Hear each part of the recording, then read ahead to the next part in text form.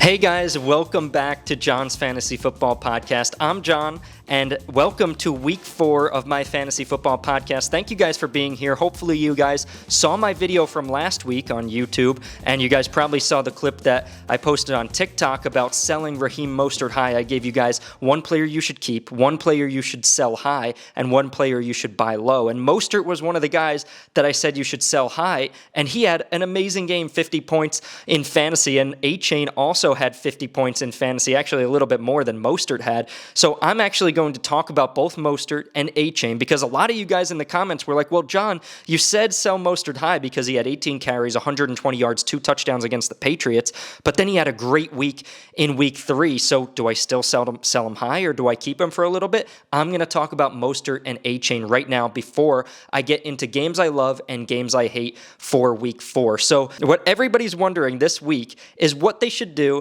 with Raheem Mostert and Devon Achane after 50-plus fantasy points each, 70 points for the Dolphins. Crazy. Everybody's talking about it, but I'm here to tell you about what you should do with Mostert and Achane because I just told you to sell high on Mostert last week, but I'm here to tell you that maybe you should keep him for another couple weeks unless you can get a really good deal. Now, what do I mean by a really good deal? Well, if you can get a guy like Saquon Barkley, Austin Eckler, maybe if you wanted to go for Derrick Henry. I know he only had 2 fantasy points last week, but he has great matchups throughout this season and into the fantasy football playoffs. I know, already talking about the fantasy football playoffs, but if you can get one of those guys, Saquon or Eckler, I would do it. If you're looking for a receiver and you can get a guy like A.J. Brown, maybe somebody's trying to sell him high after his good performance against the Bucs, maybe Olave. I know Jalen Waddle missed last week with a concussion, but he's back this week, and maybe you could trade for him, Amari Cooper, Cooper Kupp. What I'm trying to say is that if you're going to sell Mostert right now, make sure you're getting decent value for him because what I want to say is that Mostert and Achane have really good matchups in the next few weeks before it gets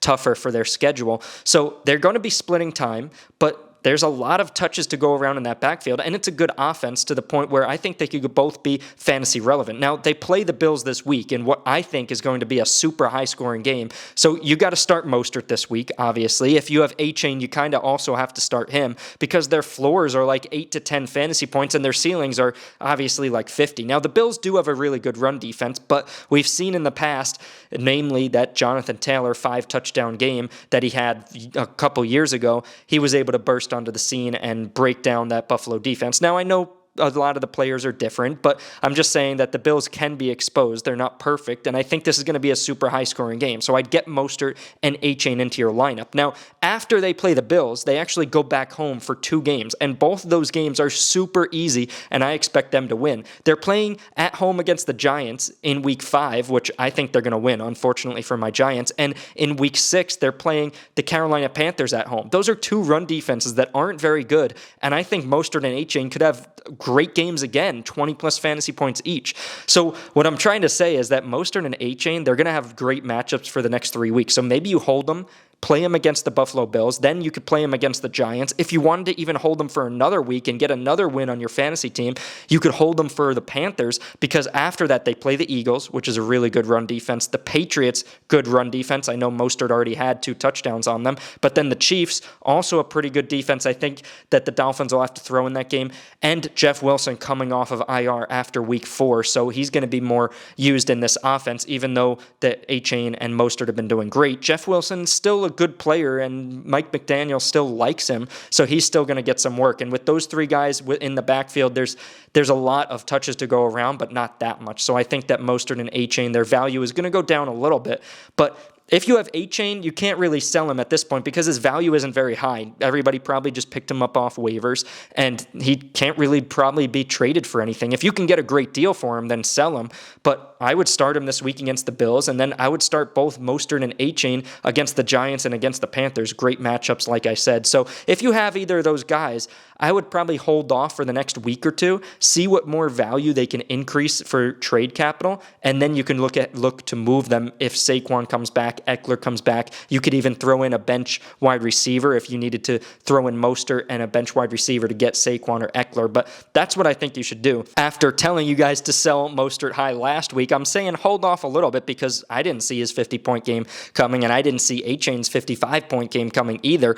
But I think that this offense is rolling right now. it's really good. And when an offense is doing this good, you can sell high, but I think they still have a good few games in them in the next few matchups. So that's what I would do with those players. Now, I do want to get into the games I love for this week because the first game on tap is the Dolphins versus Bills. It is in Buffalo, but this is a super intriguing game. Dolphins are 3-0, Bills are 2-1. Who's going to win this game? I don't know, but I know it's going to be super high scoring. So if you have anybody on the Bills, you have Allen, you have James Cook, you have Diggs, you have Gabe Davis, you're trying to get them into your lineups. And on the other side of the ball, like I said, Mostert, Achane, you're trying to get them into your lineups. Obviously, Tyreek, Tua, you're probably starting as well. And Waddle, you're trying to get him into your lineup after practicing this week. He's going to come back from his concussion. I think both teams are going to score 30 points in this game. I think this is going to be the highest scoring game of the week. And I'm super excited to watch all the offense, all the speed in this game, all the big plays. I really think that the Dolphins could go into Buffalo as 2.5-point underdogs and win that game. So that's super intriguing.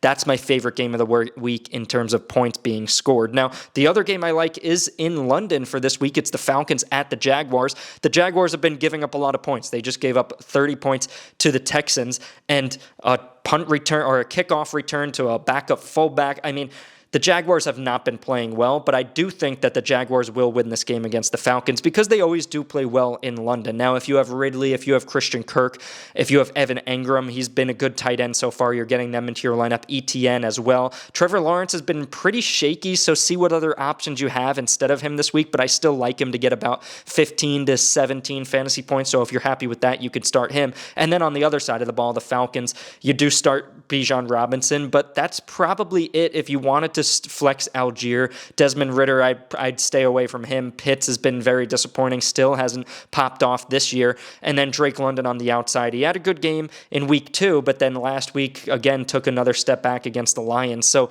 I would probably just stay away from everybody but Bijan for the Falcons. But if this game turns into if the Jaguars get ahead, like I think they will, Ridder might have to throw the ball a little bit more, but I think it's going to be close. I do think that the Jaguars are going to win that game, but I do like both teams to score a decent amount of points. So if you wanted to take the chance on London, you could, but I would probably just stick with Bijan. Depends what other options you have. And then the last game is the Raiders at the Chargers that I love. I think a lot of points are going to be scored in that game. Mike Williams tore his ACL, unfortunately. Hopefully you guys picked up Quentin Johnston. I said on TikTok to pick up Josh Palmer and Quentin Johnston on waivers. Hopefully you guys drafted Quentin Johnston because I know a lot of people did in their fantasy drafts, especially 12-team leagues or deeper. I did draft him in one of my 18-man leagues, and that's going to pay off because I'm going to be able to throw him into my flex spot.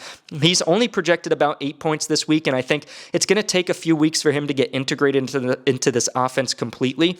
So I think this week, Josh Palmer will have the better game than Quentin Johnston, but then they get a bye after this game, and I think that Quentin Johnston is going to be more involved in this offense. They're going to have the bye week to integrate him into the offense, create some plays for him, get him used to running the routes that Mike Williams ran, because he's a great player, and he's kind of just like Mike Williams. He can go down the field and get those 50-50 balls. So I think Quentin Johnston is going to be the best replacement for Mike Williams in your fantasy lineups. I like him more than Josh Palmer for the rest of the season. So definitely pick him up, stash him. I'm playing him this week in one of my leagues, like I said, my 18-man league. But if you guys want, you could even throw him into your flex in a 12-man. Maybe not this week, but in a couple weeks, I think he's going to be a good player. And then Keenan Allen, 45 fantasy points last week. You're obviously starting him this week against the Raiders. I do expect them to double team him a little bit, but he has such high volume, so he's going to get a lot of fantasy points. He's probably guaranteed at least 14 or 15 fantasy points based on volume alone. And then Eckler, he practiced limited on Wednesday. He might play. My guess is that he probably won't. If he doesn't, I know Josh Kelly has been terribly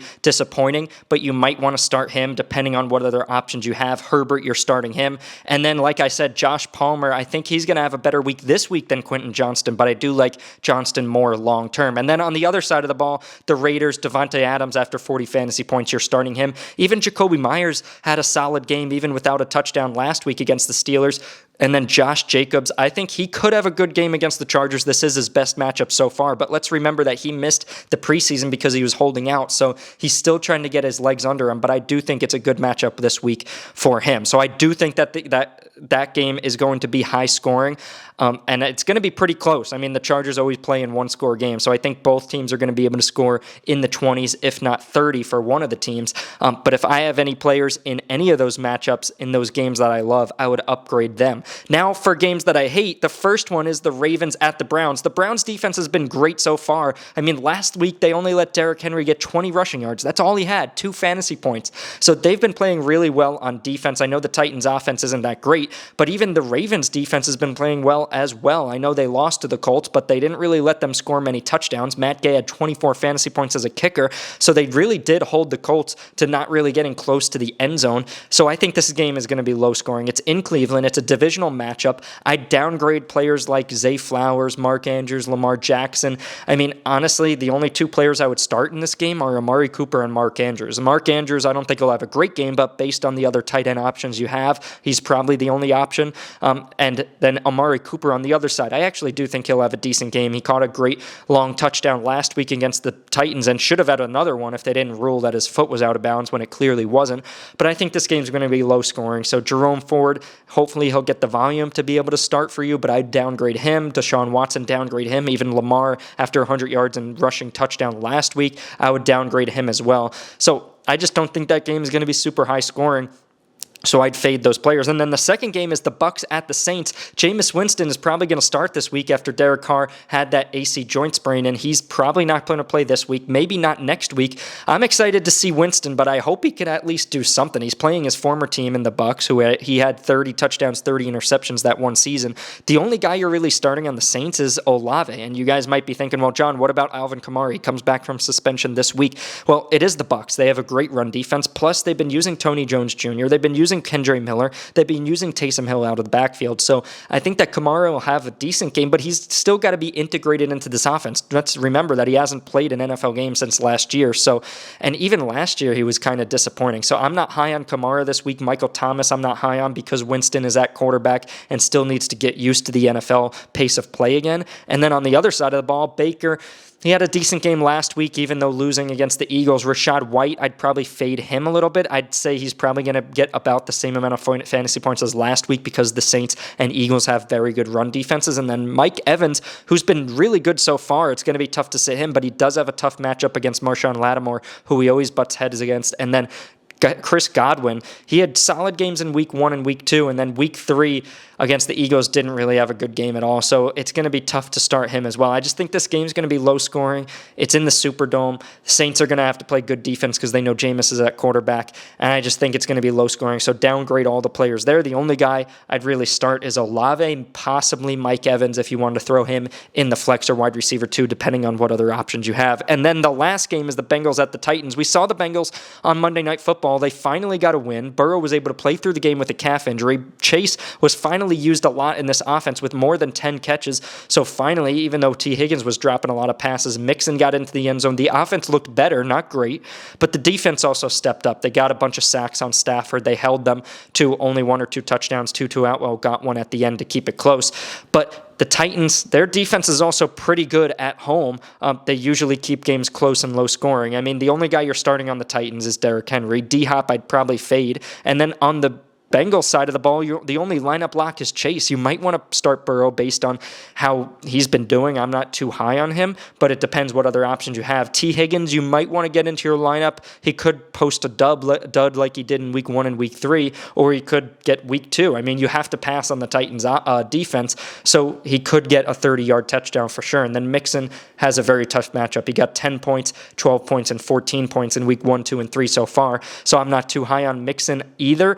But I just think this game's going to be overall low scoring. It's in Tennessee. Like I said, they keep games low scoring, and the Titans offense isn't clicking right now. So they know they're preaching to their defense that we need your help. We need you to get sacks. We need you to get stops. We need to keep these games low scoring because we can't score that many points. The offense isn't doing what they usually do, like we seen last season going to the AFC Championship game. So I think that game is going to be low scoring as well. So I feel pretty strongly about those games that I love. I think will be high scoring. Upgrade players in those matchups if you have them. And then games that I hate, I think those players will probably do less than their projection, with the exception of a couple players. I think Chase will have a really good game, but definitely downgrade the players in those games because I think they're going to be low scoring. I don't think a lot of touchdowns are going to be scored. So those are games I love. Those are games I hate. Those are my thoughts on Mostert and Achane, like I said in the beginning. And thank you guys for being here for this podcast. If you ever want more advice from me in terms of helping you improve your team, make trades, or set your lineup each week, definitely head over to the Patreon. The link is in our bio on Instagram, TikTok, and you could just head over there to support me and Dorm Debate, and you could go over there and subscribe and get my advice. I'll message you back and forth throughout the week. You could send me your team, send me other teams in your league, get my thoughts on trades that you're trying to make, because you might be 0-3 right now and looking to make some trades. You might be 1-3 after this week and looking to wait for ways to improve your team, which players have good matchups the rest of the season. I'm here to help you, so definitely check out the Patreon. And then definitely head over to TikTok for my TikTok live every Sunday morning. Hopefully you guys are already there, but every Sunday morning, 11:45 a.m. Eastern time, I go live on TikTok for 1 hour before the games start, after the injury reports come out, to give you guys last-minute lineup decisions and advice. So thank you guys for following on TikTok. Definitely hit that subscribe button below if you're not already subscribed here on YouTube. And thank you guys for being here as always, and good luck in week 4.